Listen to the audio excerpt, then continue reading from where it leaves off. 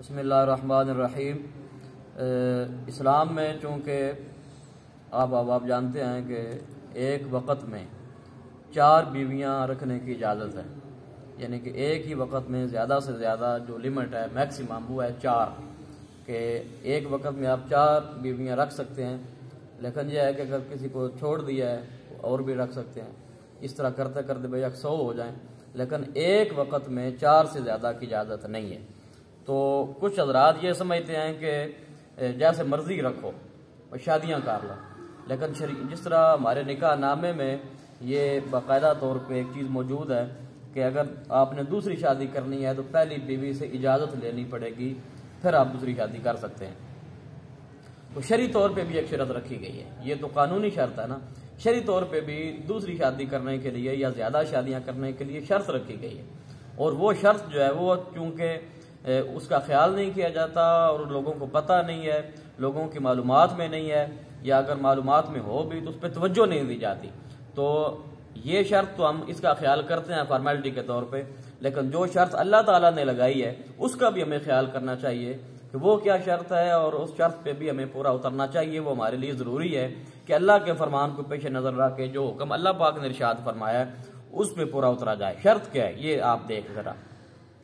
اللہ پاک فرماتا ہے کہ فَانْكِحُوا مَا طَابَ لَكُمْ مِنَ النِّسَاءِ، عورتوں میں جو تمہیں پسند آئیں عورتیں تو ان سے آپ شادی کر سکتے ہیں، مثنا 2 بھی کر سکتے ہیں، وثلاثا 3 بھی کر سکتے ہیں، ورباع 4 بھی کر سکتے ہیں، یعنی کہ میکسیمم 4 شادیاں 4 عورتیں ایک وقت میں آپ رکھ سکتے ہیں۔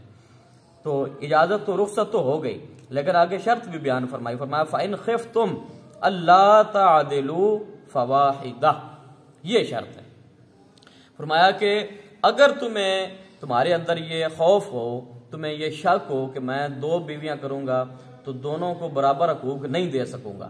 یا 3 کروں گا تو تینوں کو برابر حقوق نہیں دے سکوں گا، یا 4 کروں گا تو 4 کو برابر حقوق نہیں دے سکوں گا، فواحدہ، پھر ایک ہی ہے۔ 2 شادیاں یا 3 شادیاں یا 4 شادیاں کرنے کی اس صورت میں اجازت ہے کہ آپ ان کا نان و نفقہ، یعنی کہ ایک یہ نہیں ہے کہ ایک عورت جو ہے اس کو مہینے کا 2000 روپیہ خرچہ دے دیا ہے،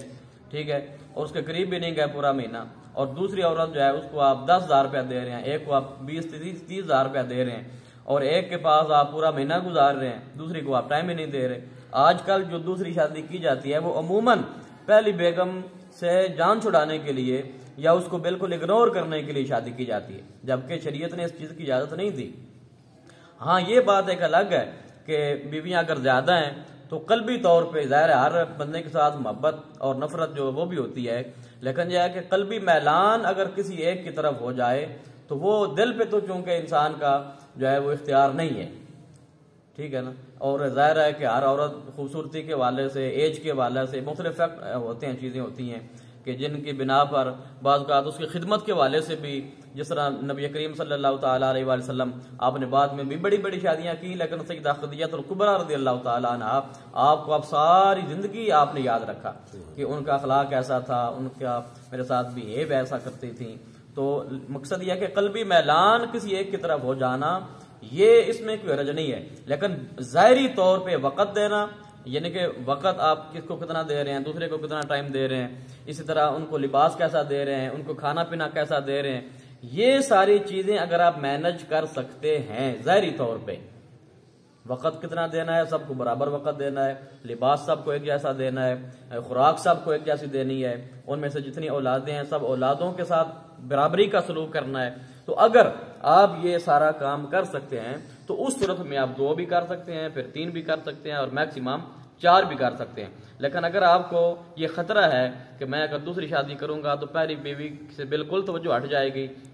یا اتنے ہی میرے اخراجات ہیں، اتنے ہی میرے وسائل ہیں کہ میں ان کو مینج نہیں کر پاؤں گا، تو پھر فرمایا فَإِنْ خِفْتُمْ أَلَّا تَعْدِلُوا فَوَاحِدَةً، یہ اللہ کا فتویٰ ہے، یہ اللہ کا فتویٰ ہے، یہ اللہ کا فرمان ہے، یہ سورہ نساء ہے اور یہ 4واں سپارہ ہے، اور میں نے یہاں سے یہ تلاوت کیا ہے، تو یہ آیت نمبر ہے اس کی 3،